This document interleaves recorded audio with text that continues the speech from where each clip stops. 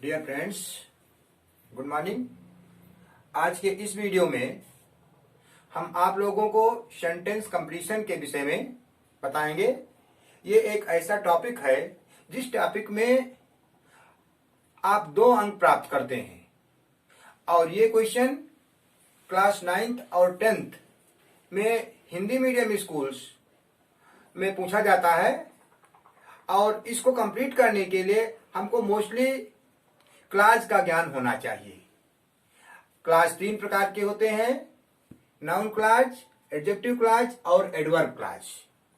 यहां पर आपको उतनी ढेर सारी बातें न बता करके केवल हाई स्कूल और 9th में किस प्रकार से हमको सेंटेंस कंप्लीट करना चाहिए उस विषय पर आपसे चर्चा करते हैं तथा आपको ऐसे महत्वपूर्ण सेंटेंस के विषय में हम आपको ले चल रहे हैं जो आपके सामने बोर्ड पर भी लिखे हुए हैं, जिनको यदि आप कंप्लीट कर लेंगे तो निश्चित रूप से इसी से कोई न कोई सेंटेंस पूछे जाने की पूरे चांसेस रहते हैं और आपको इन सेंटेंसेज के माध्यम से ही ये पता चल जाएगा कि हमको किस प्रकार से कहां पर कौन सा कंजंक्शन पूरा करके, कंजंक्शन को लिख करके हम सेंटेंस को पूरा कर देते हैं और उसके द्वारा हम अच्छे अंक प्राप्त कर सकते हैं।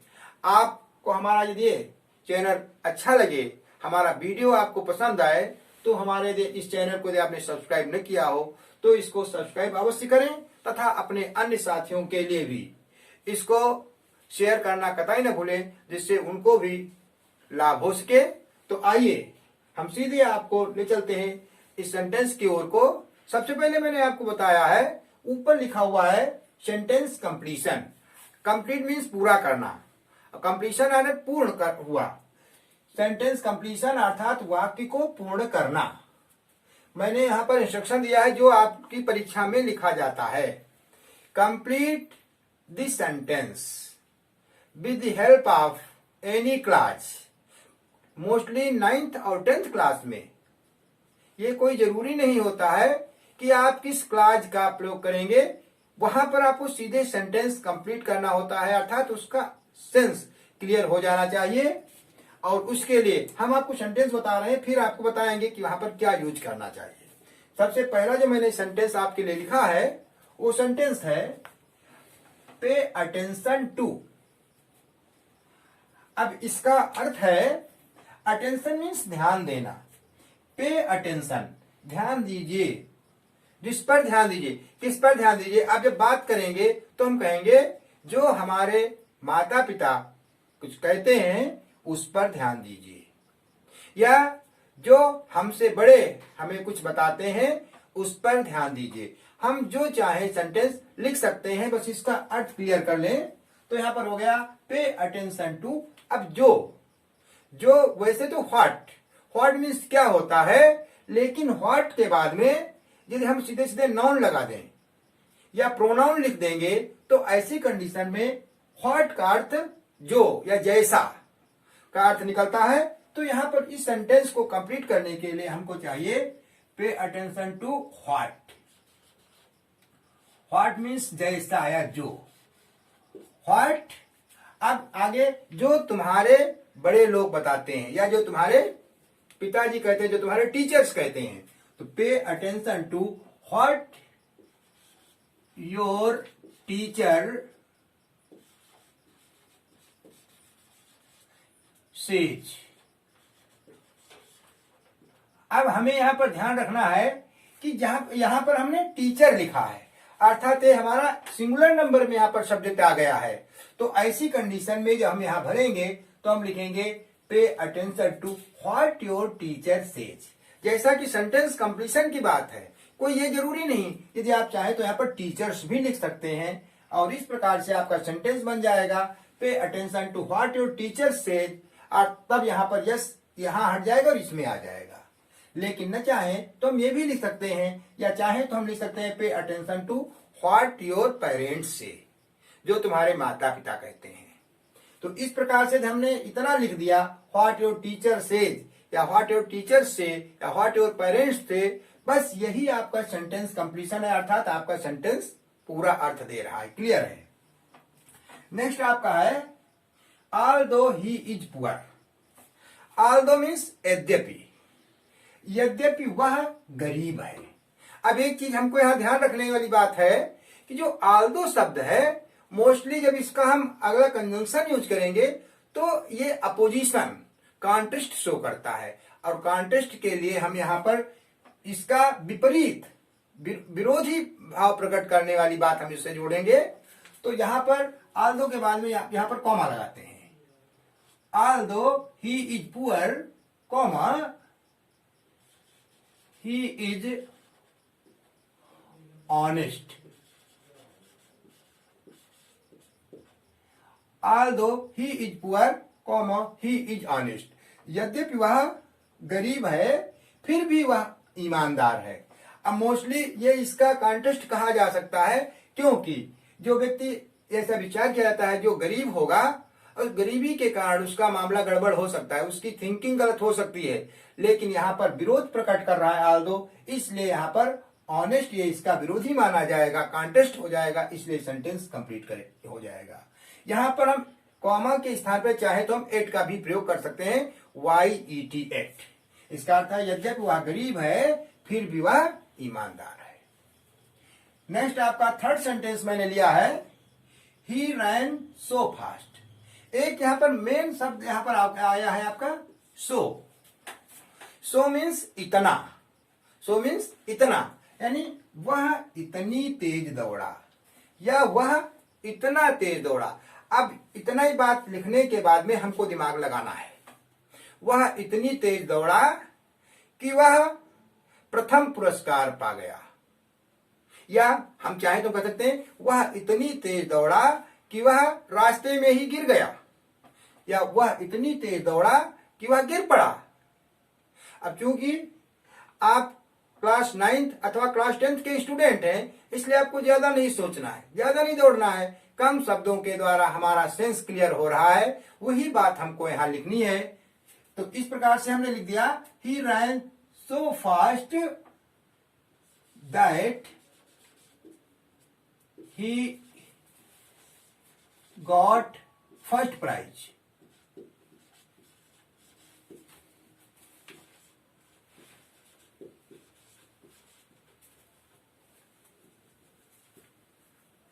वह इतनी तेज दौड़ा कि वह प्रथम पुरस्कार पा गया।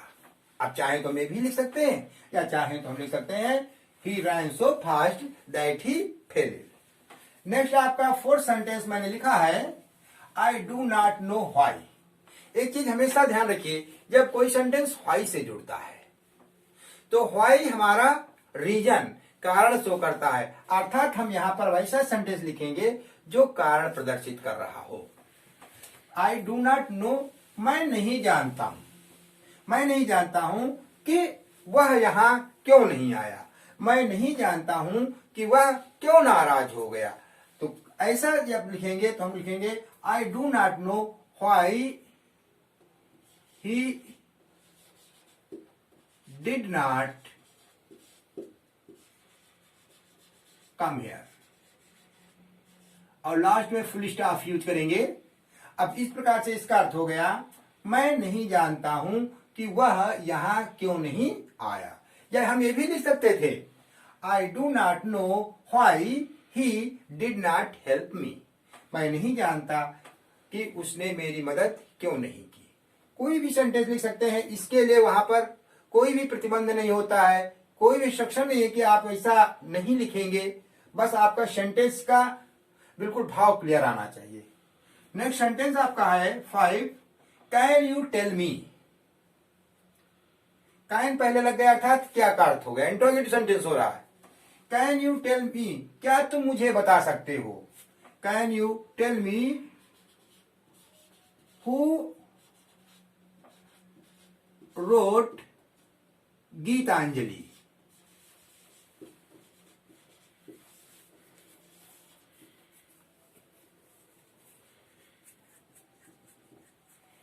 क्या आप मुझे बता सकते हैं कि गीतांजलि किसने लिखी।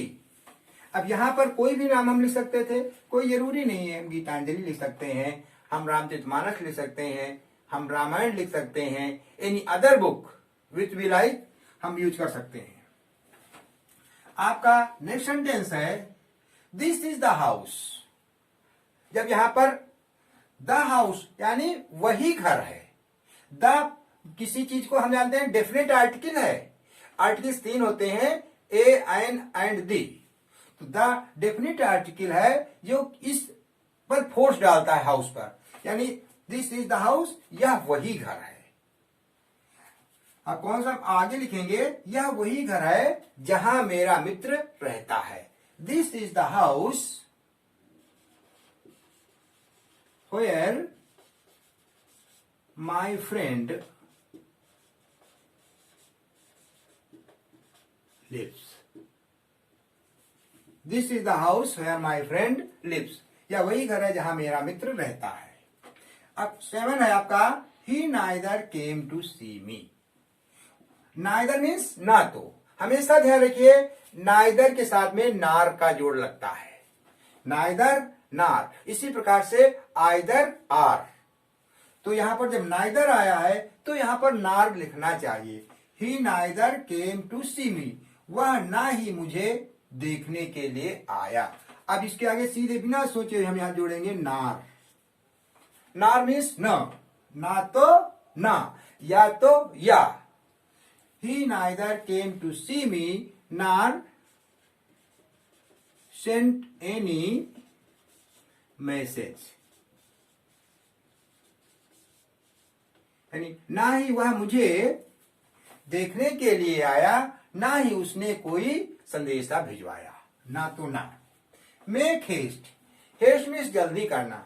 मेक हेस्ट जल्दी करो, जल्दी करो अन्यथा तुम्हारी बस छूट जाएगी।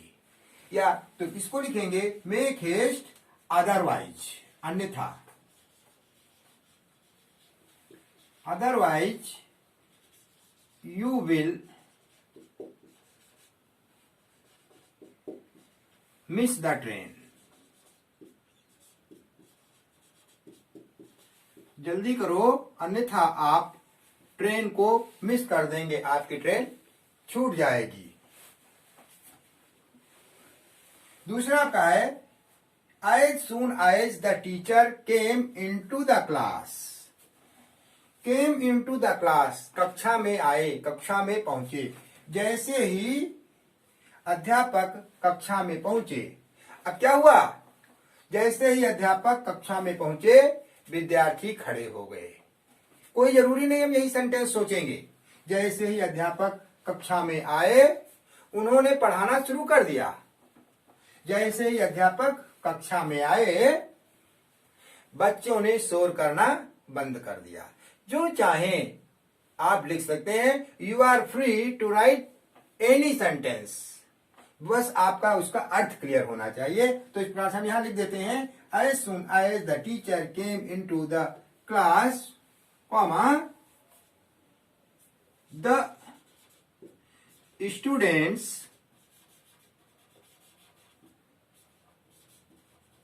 स्टूड अप, विद्यार्थी खड़े हो गए। आपके 9 सेंटेंस हुए। अब देखिए अगला सेंटेंस 10, इधर लास्ट में मैंने लिख दिया है, I visited not only Agra.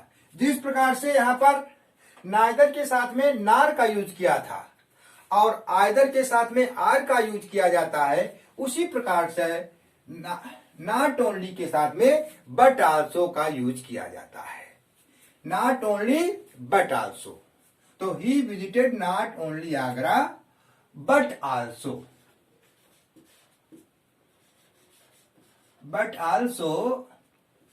The Taj Mahal.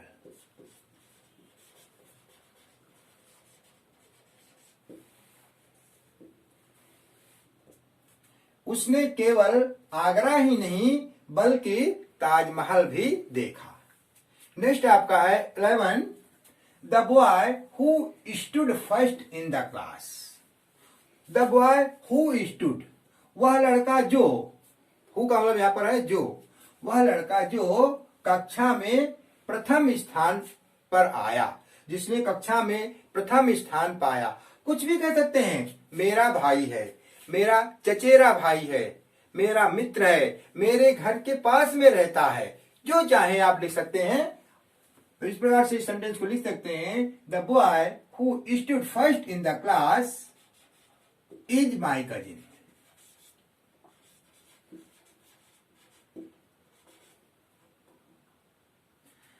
और इस प्रकार से नेक्स्ट आपका सेंटेंस है वेट हियर अंटिल। अंटिल माने जब तक।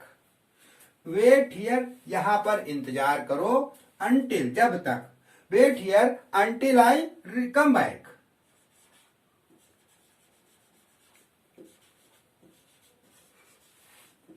जब तक मैं वापस नहीं आता हूं तब तक आप यहां पर इंतजार करें। हम ये भी लिख सकते थे wait here until I return. Next है वर्क हार्ड लेस्ट। एक चीज और ध्यान रखिए, लेस्ट मीन्स कहीं ऐसा न हो, और लेस्ट के साथ में शुड का प्रयोग किया जाता है। तो work hard लेस्ट you should fail. कठिन परिश्रम करो, कहीं ऐसा न हो आप फेल हो जाएं। इस प्रकार से अब जब इसका अर्थ हमने निकाला तो पता चला कि लिस्ट के बाद में शुड ही आना चाहिए। मोस्टली जब हम कक्षा 11 या 12 में पहुंचते हैं तो हम सिंटैक्स का प्रयोग करते हैं, वहां सिंटैक्स आता है तो वहां पर भी ये चीज आती है। लिस्ट के बाद में वहां पर में दे दिया जाता है, कहीं कुछ दूसरा शब्द दे दिया जाता है। तो हमको यहाँ पर ध्यान देना चाहिए कि यही लिस्ट के बाद में शुड का ही प्रयोग आता है। जो यदि हमने शुड का प्रयोग कर दिया तो हमारा सेंटेंस ठीक होगा। इस प्रकार से इस वीडियो के अंतर्गत ये हमारा वीडियो का पहला फर्स्ट पार्ट है जिसमें हमने 13 सेंटेंस दिए हैं। अगला जो वीडियो मैं आपको नेक्स्ट डे में डालूंगा वो वीडियो इसका पार्ट 2 करूंगा, जिसमें भी इसी प्रकार से 13 सेंटेंस दूंगा। और ये जरूर मुझे विश्वास है कि जब आपने इसको देखा तो ये जो 13 या 26 जो भी आपके सेंटेंस होंगे उस सेंटेंस के द्वारा आपको बोर्ड परीक्षा में निश्चित रूप से कोई ना कोई सेंटेंस मिल जाएगा जो आपके लिए अंकों के लिए मील का पत्थर सिद्ध होगा। एक बार पुनः इसको रिपीट कर देते हैं जिससे आपकी और भी बात क्लियर हो जाए। पहला सेंटेंस मैंने लिखा pay attention to what your teacher says. अब सेंटेंस में कोई जरूरी नहीं, यहां पर भी प्लीज के पे के पहले प्लीज दिया जा सकता है, यानी ये भी लिखा हो सकता है please pay attention to what your teacher says, तो उससे कोई फर्क नहीं पड़ता। दूसरा है although he is poor comma he is honest. यद्यपि वह गरीब है, निर्धन है, फिर भी वह ईमानदार है। ही रैन सो फास्ट, वह इतनी तेज दौड़ा that he got first prize, कि उसको प्रथम पुरस्कार प्राप्त हो गया। I do not know why he did not come, मैं नहीं जानता हूं कि वह क्यों नहीं आया। Can you tell me who wrote Gitanjali, क्या आप बता सकते हैं कि गीतांजलि किसने लिखा है। This is the house where my friend lives, यह वही घर है जहां मेरा मित्र रहता है। He neither came to see me nor sent any message, ना ही वह मुझे देखने के लिए आया, ना ही उसने कोई संदेशा भेजा। Make haste otherwise you will miss the train, जल्दी करो अन्यथा आपकी ट्रेन छूट जाएगी। As soon as the teacher came into the class, the students stood up. जैसे ही अध्यापक कक्षा में आए विद्यार्थी खड़े हो गए। अगला सेंटेंस है I visited not only Agra, मैंने केवल आगरा देखा ही नहीं बट आल्सो द ताज, बल्कि हमने ताजमहल भी देखा। The boy who stood first in the class, वह लड़का जो कक्षा में प्रथम आया, इज माई कजिन, वह मेरा चचेरा भाई है। Wait here until I come back, जब तक मैं वापस नहीं आता हूं तब तक आप मेरा इंतजार कीजिए। Work hard लेस्ट you should fail, कठिन परिश्रम करो कहीं ऐसा न हो आप फेल हो जाएं। इस प्रकार से हमारे ये 13 सेंटेंसेज है। इस 13 सेंटेंसेज के द्वारा आज का मेरा जो ये वीडियो है कंप्लीट होता है। अगले वीडियो में हम आपको पुनः मिलेंगे और वो वीडियो इसी का पार्ट 2 के रूप में आएगा। मैं अपेक्षा करता हूं कि आपको मेरा ये वीडियो बेहतर लगा होगा, और यदि बेहतर लगा है तो आप इसको शेयर करना कतई न भूलें, जिससे कि हम आपको अन्य वीडियो भी आसानी से समय पर भेज सकें। आज के लिए इतना ही, धन्यवाद।